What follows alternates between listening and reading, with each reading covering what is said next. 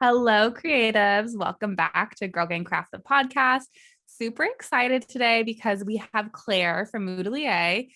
She's San Francisco based. And if you're on video right now, her office is like the cutest thing ever. So if you're not on video, maybe just pop over to her YouTube to just see how cute her office is. Welcome to the podcast, Claire. Thank you so much for having me, Phoebe. Thanks for being here. Do you want to tell our community about who you are and what it is that you do? Yes. So my name is Claire Xue. I'm originally from China, moved here in Bay Area about 10 years ago. I run a business called Moodelier, as Phoebe said. We help creator to create screw stopping visuals through a collection of immersive pieces and online resources such as courses, blog posts, downloadables, etc. We love it. And I feel like there's a lot of kinship between our two communities. So that's one of the reasons that we wanted to talk to you. And we've worked with you before in the last small business summit. And we were hoping to have you for this small business summit. And unfortunately, we're not having it in person. But so really excited to sort of dive in a little bit deeper and talk about how you started all the things. Really great resource for small business owners. And I mean, I'm looking at my own pieces right now that I have. They're really good items for photographing your own work as a product-based business. And then you have tons of resources for both product-based businesses and service-based businesses. So our community, really go check them out. And their feed is like the most colorful, pretty aesthetic thing ever. So so okay, how did this come to be? How did you start this company? Tell us about your story. Yeah, it all goes back to like 2018, 2019, when I was freelancing and just like worked on a lot of different projects. I was working on some events, pop-ups, for like bumbles or just for Soho houses for few projects here there, but they're more for live events back before pandemic, obviously. And I've also worked on a lot of photo shoot sets as a stylist, and I also was freelancing as a photographer while just kind of taking projects here there as um, as well as I was working for like a boutique shop locally. Also later on, I also worked at a tech startup, sort of like a retail fashion tech startup here in San Francisco. And I had a huge burnout working at the startup. And then I just realized that I'm type of person it's not going to be able to climb the corporate ladders. I have to create something on my own, and it's just more suited for my personality and my creativity.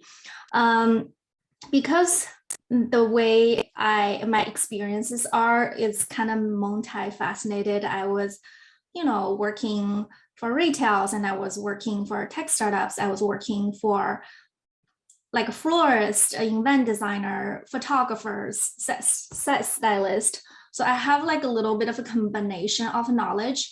While nothing is super, super in depth, like somebody who is a florist for like a decade. I was a florist for a couple of years. So that was kind of like well versed in the different roles for my experiences. So I realized there is a lack of industry there that I had a hard time to sourcing these beautiful pieces that is more 3D, the more immersive for my events. Like some stuff you see in my like background in my room, like these type of things is really hard to source. We actually have to like handmade some of these with wood in my back then in my little studio apartment, which is sort of like a hectic and a disaster. So I realized it's very hard to make these things. And then after my burnout from the startup, and then I felt like I could have started a collection or brand is sort of making these pieces You could use it for events, for photo shoots, or just like a home decor piece. It's more conceptual, obviously. So it kind of all started from there. And I registered the business 20, late 2019. And when pandemic hit, I just had no excuses to kind of putting things off because I was losing all my freelance gigs. So it's kind of a kick on my butt. I'm like, oh, I have to really launch this thing now, put it on the internet. So, but I have been working on my branding stuff since the beginning of 2020. So I launched it officially 2020 June. My pieces, the collection, also, you know, the online courses as well. So that's kind of how it started. It's not a really straightforward. It's kind of like I had, because of my experiences, sort of lead into this idea of having this brand, and later on lead into, oh, I wanted to have a holistic approach for Moodelier. It's not just giving you the tools, aka the pieces, but also the knowledge to back you up to really creating something beautiful. Because what I've learned that is, even if you have the best tool, but it doesn't mean it's not equal you will create something beautiful. You really need the skills and the knowledge to back you up. So that's sort of like the idea behind my brand. That's so inspiring. And I just feel like you made it happen so quickly. So, I mean, seriously, congratulations on that. I mean, you know, I've been watching you. I feel like I thought that you started your business before that. So, I mean, that's awesome.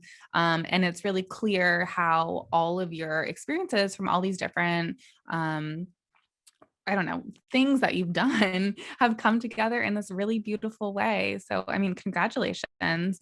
And it's so holistic, which feels really what our community needs, some guidance to how to photograph their own products and, you know, how to create video and how to use these things in a way that's going to make a statement and convert.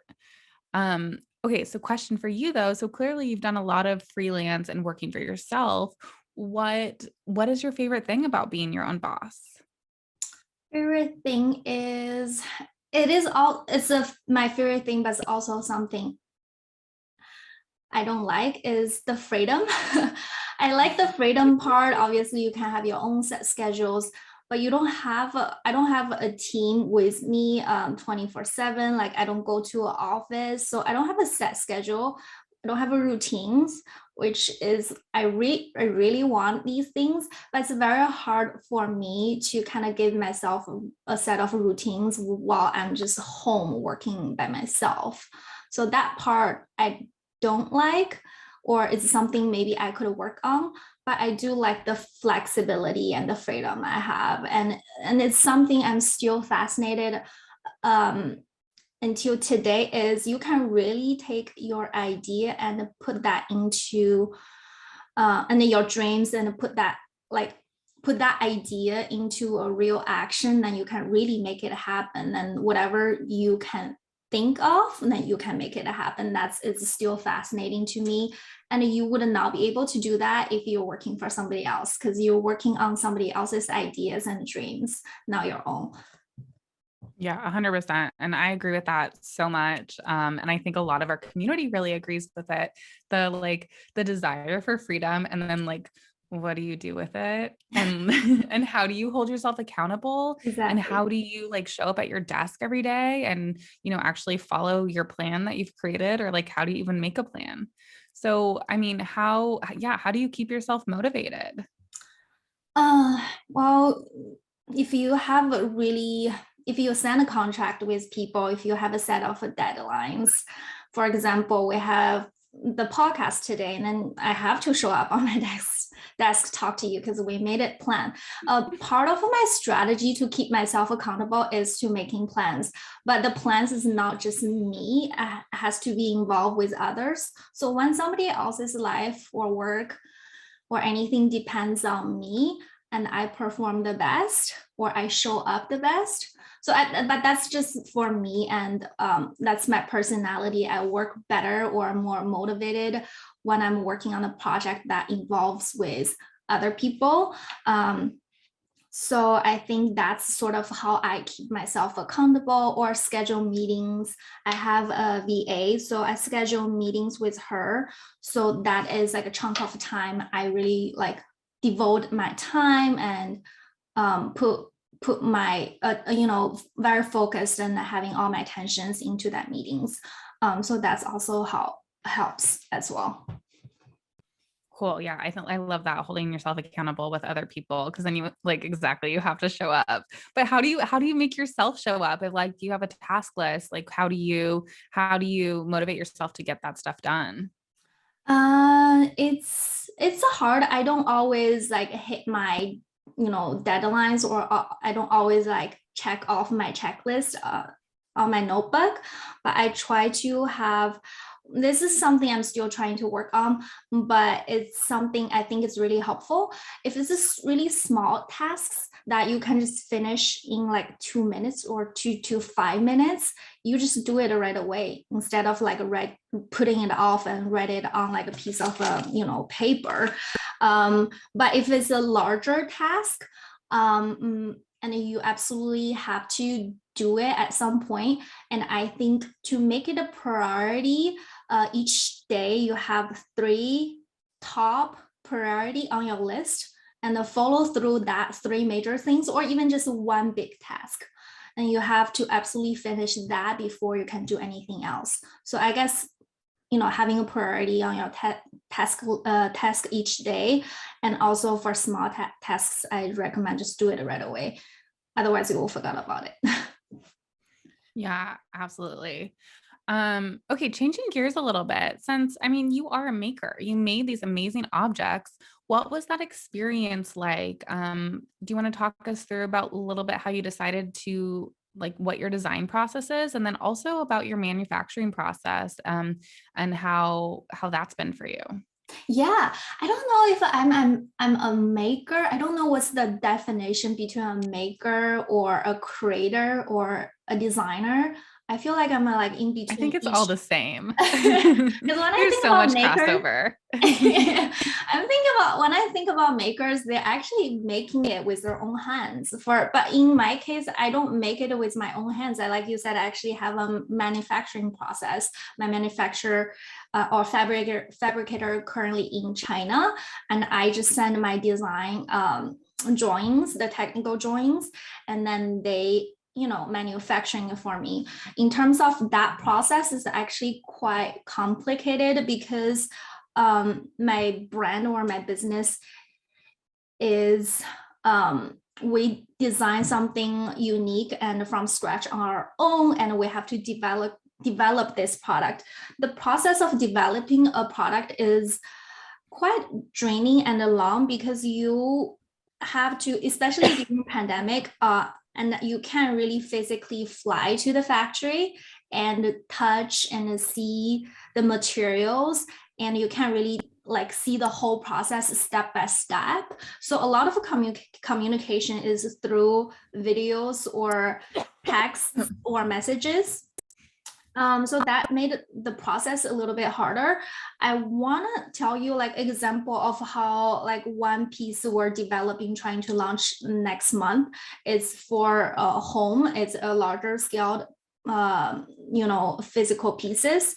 That took me almost a year to develop, because even just for samples, I got last year, I got probably more than 10 different samples from this one thing, just because every time I get sample, there's something wrong with it. There's a flaw. There's, I need to change the material, I need to change the colors, I need to change the way they make it. So that process is very long if you are developing a new product from scratch that you have not seen anybody else on the market have done similar stuff. So that is hard.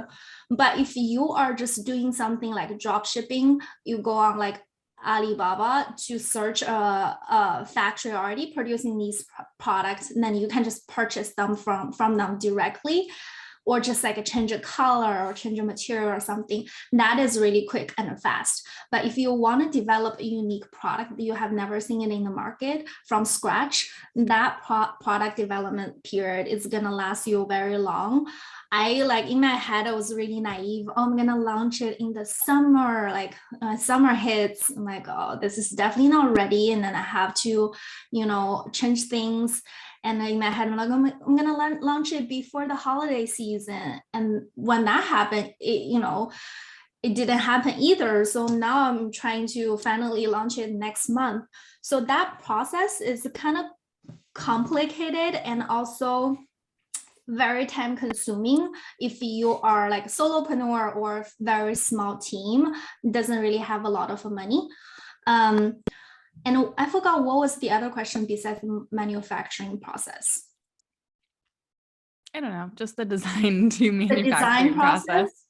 This design process, I think like anybody, any other product design process is you first find some inspirations, and then we draw it out, sketch it out on a piece of paper, and then we take it into make it then we make technical drawings, which is the specs, what we call, and then we put it into rendering to look at it, see if it looks okay.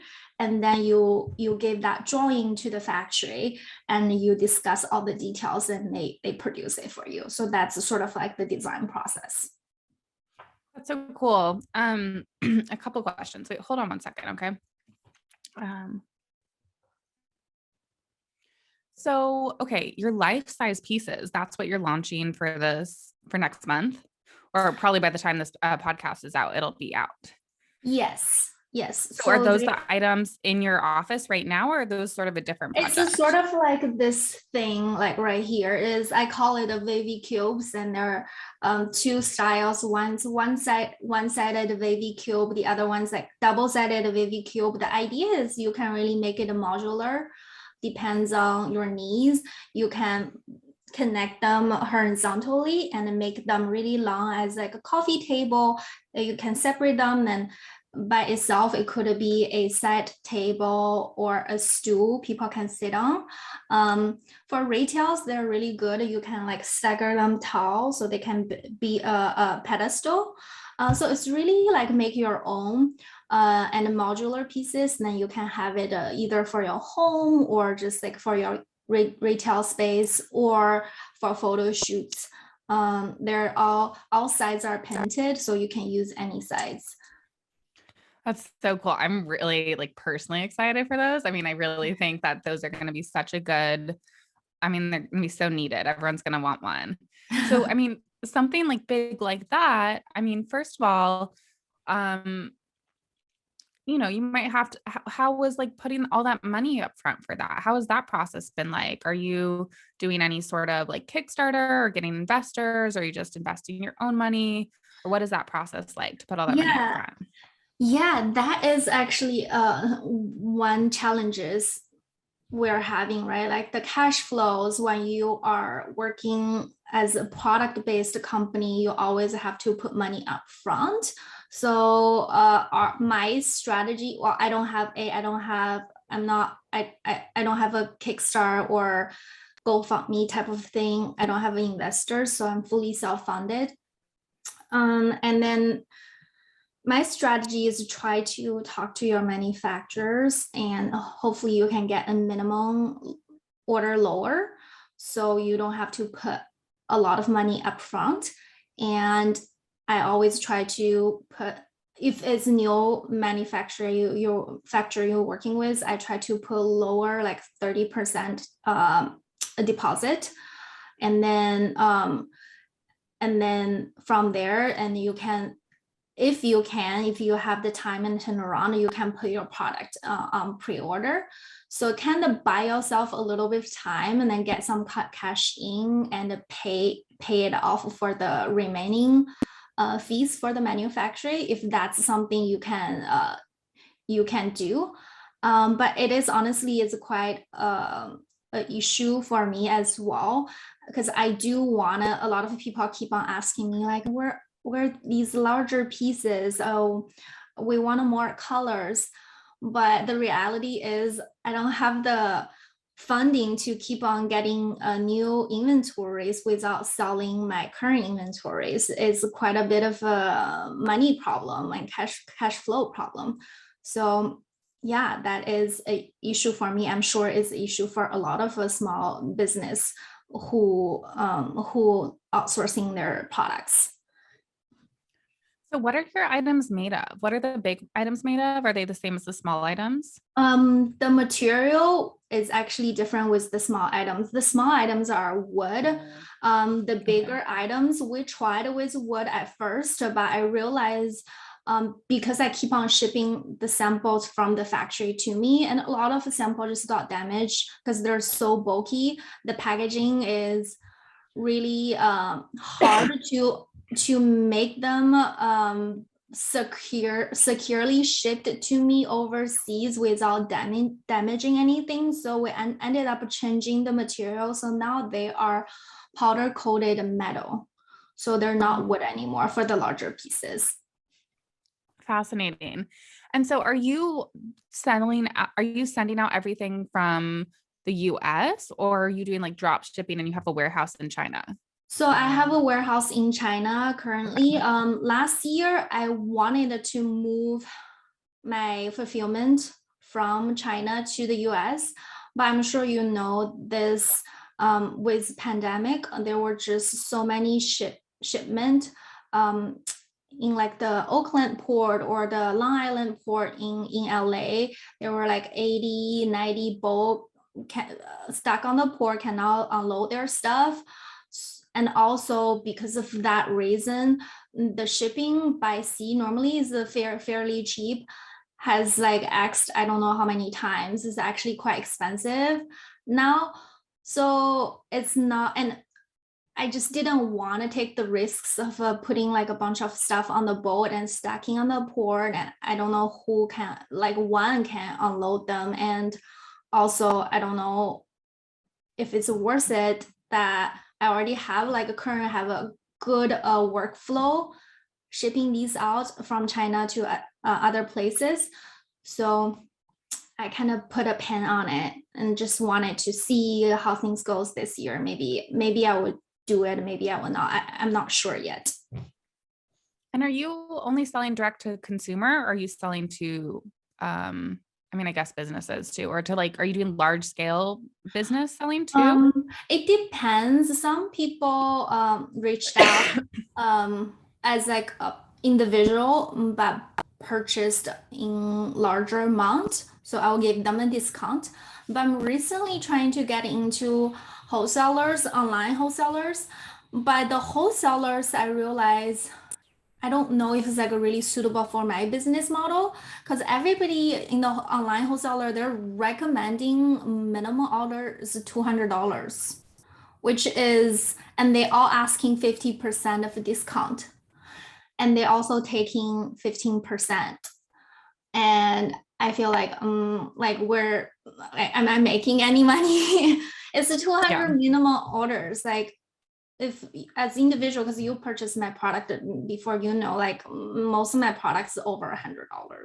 So if you purchase one, it's already 100 something. If you purchase two, it's over 100. So yes, I'm actually in some wholesale platform, but they all recommend like 200 minimum orders. So I know I cannot do that. So my minimum orders is a lot higher than what they're recommended. So I also don't know if that is really attractive. And I also don't think that's very competitive compared to other retailers on the wholesale platform.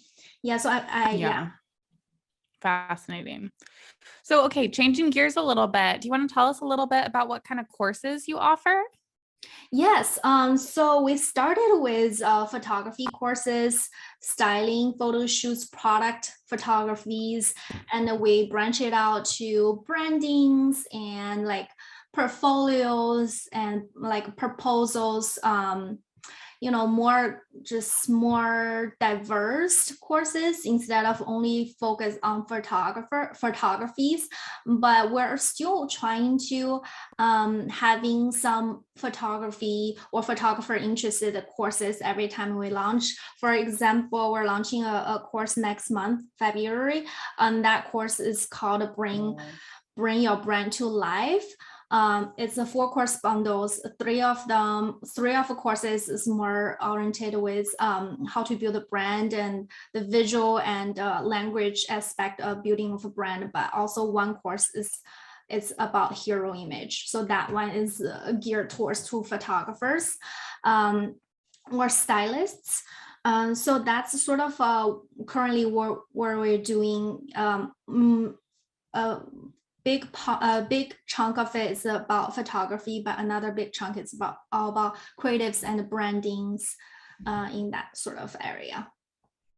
Awesome. And then are you teaching these classes or are you teaming up with other creatives to teach the classes? So far, I have been teaming up with other creatives just because I think though I have something to offer, but I think it's just a better business or it's a better experiences if I can gather a group of people who just are killer in their industry in what they do. I think we'll have a much better impact for course participants and also will be more different because you see like different faces. Everybody have different teaching styles, different personality to shine through their videos.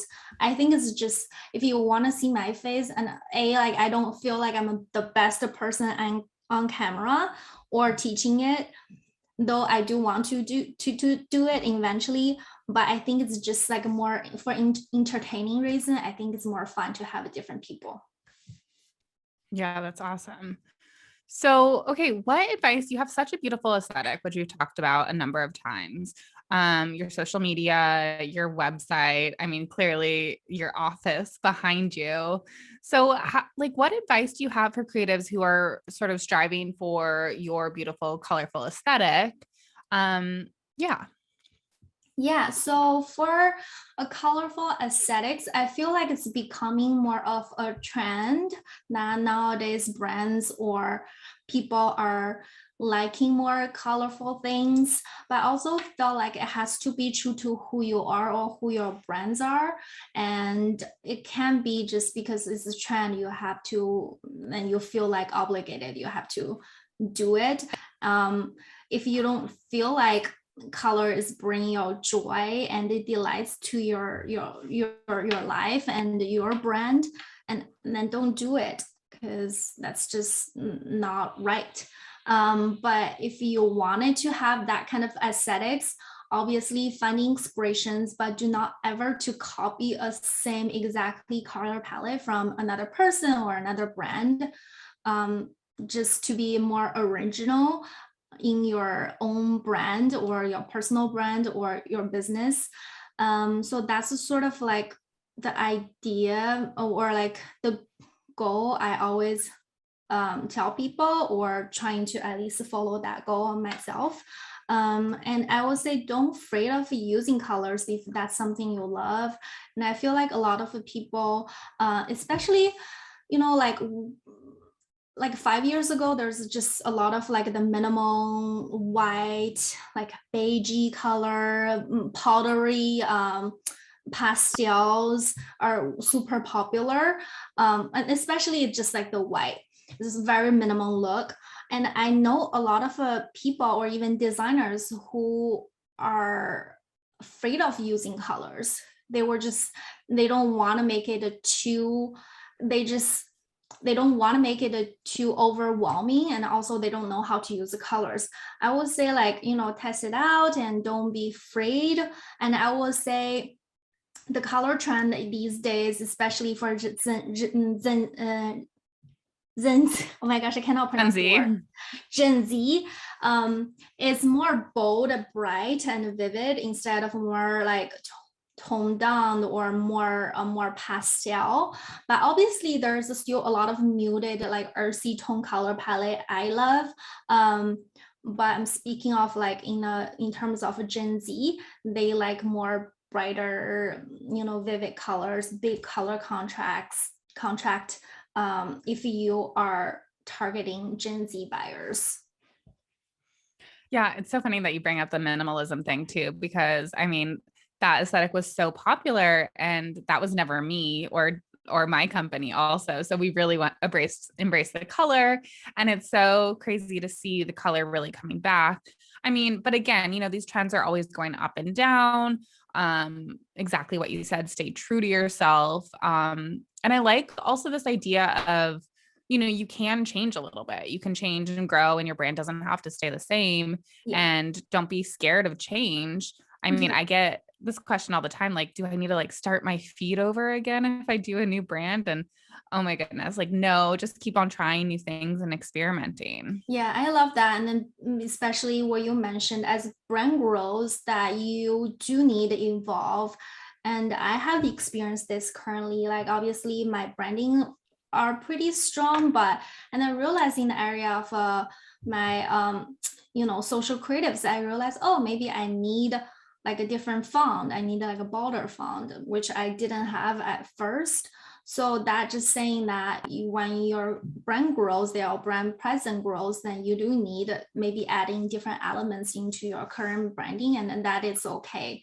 But definitely have a strong branding, have a brand guideline, and you always can refer, or if you hire a branding designer or a graphic designer, you can always show them this, this is our deck, do follow these. Even your copywriter, you can have like voice guidelines for your copywriter in place as well, just to keep your brand consistent throughout any places your brand has a presence. I love that. Okay, here's another question for you. Where? How did you know it was time to hire a VA for your brand? I think this is different for everyone. Um, if you are doing, obviously, financial is always a indicator. If you are bringing money in your business, then you have the flexibility and luxury hiring a VA. And then you feel like you're stretching yourself too thin, then that's definitely another indicator to hire a VA. But also, like a lot of your tasks is really